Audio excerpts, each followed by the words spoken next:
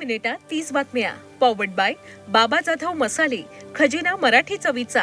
अस्सल खा, अस्सल रहा.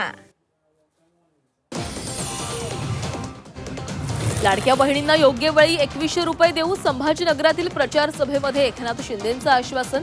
शेतकऱ्यांनाही कर्जमाफी देण्याची ग्वाही. सिंधुदुर्गात फक्त कमळ आणि धनुष्यबाणवाल्यांनाच निधी मिळेल. इतर चिन्ह दिसलं तर निधीला काट मारू. नितेश राणेंचं वक्तव्य. तर पालकमंत्र्यांची मस्ती आम्ही उतरवू. शिवसेना उद्धव बाळासाहेब ठाकरे पक्षाचे नेते विनायक राऊतांचा हल्लाबोल. कोल्हापुरात जिल्हा परिषद आणि पंचायत समितीच्या प्रचाराचा जोर. चंद्रकांत पाटलांच्या हस्ते भाजपचा जाहीरनामा प्रसिद्ध. पायाभूत सुविधा देण्याचं आश्वासन. पिंपरी चिंचवड महापौरपदी भाजपकडून रवी लांडगेंना संधी. तर उपमहापौर पदावर विजय उर्फ शीतल शिंदे नाराज. शर्मिला बाबर यांनी भरला उपमहापौर पदासाठी अर्ज. विमानातील 6वी व्यक्ती कोण आणि कुठे गेली? अजित पवारांच्या विमान अपघाताची न्यायालयीन चौकशी करा. एकनाथ खडसे यांची मागणी. अजितदादांच्या मृत्यूनंतर सुरू असलेली राजकीय चर्चा थांबवा. रोहित पवारांचं राजकीय नेत्यांना आवाहन.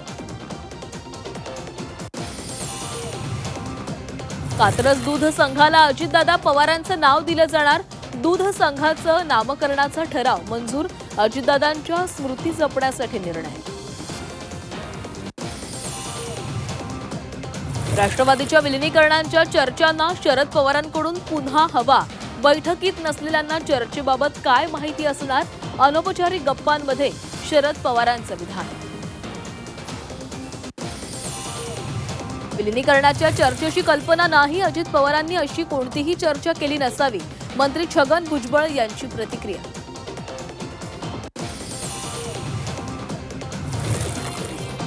C24 तासनं उघड केलेल्या पुणे जमीन गैरव्यवहार प्रकरणी 1886 पानांचं चार्जशीट दाखल. शासकीय जमिनीची परस्पर विक्री केल्याचा शीतल तेजवानीवर आरोप.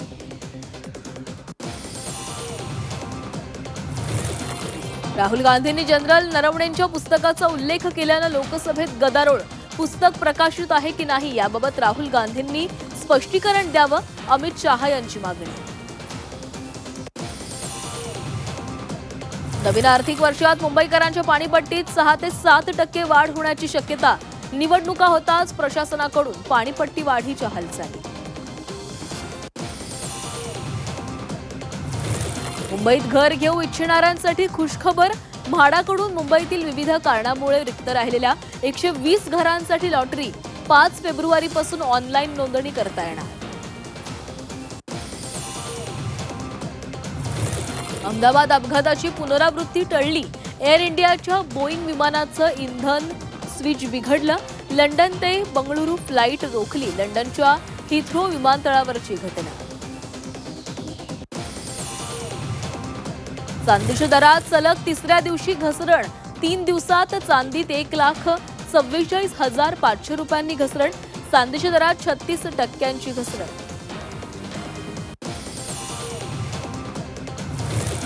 गीग कामगारांकडून काम बंद संपाची घोषणा. आज गीग कामगारांकडून देशव्यापी संपाची घोषणा. कामाचं योग्य वेतन मिळत नसल्यानं काम बंद.